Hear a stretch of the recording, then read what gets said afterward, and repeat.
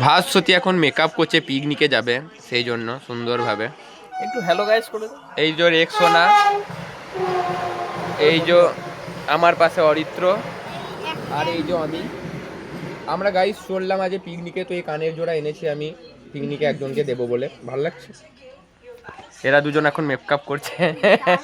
কি রে বাড়িতে কি বলে এসেছিস? এবার মিথ্যে কথা বলে আছে।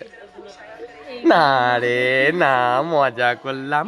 আজকে আমাদের মাজিদা স্যার খাওয়াচ্ছে, কারণ এটাও তো বলা যাবে না, স্যারের চাপ পড়ে যাবে, স্যার বলবে আমি খাওয়াইনি। তাও অবশ্য আমার ভিডিও কেউ দেখে না। বন্ধ করবি না, ধর এটা।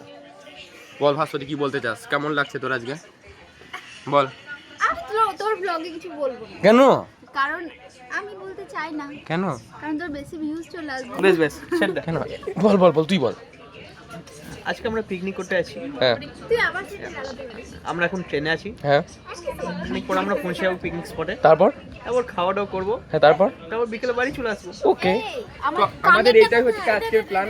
তো অনেকদিন ব্লগ ছাড়ি নাই, তো আজকে এটা ছেড়ে দিতেই হবে, কিছু করার নাই। না হলে লোকে বলছে 2 মাস করার পর আর ভিডিও বানাচ্ছি না নাকি আমি। আজকে পিকনিকটা হচ্ছে বর্ধমানের ইদিলপুরে। তো ওখানে গিয়ে যদি পিকনিকের ভিডিও করতে পারি তো করবো, অবশ্যই দেখাবো তোমাদেরকে। ভিডিও হচ্ছে তো? হ্যাঁ। তো এইটুকুই আপডেট দিয়ে রাখলাম। নেক্সট ভিডিও দেখতে পাবে পিকনিকের ভিডিও, না পেতেও পারো, তবে পেতেও পারো। টাটা। টাটা বলবে।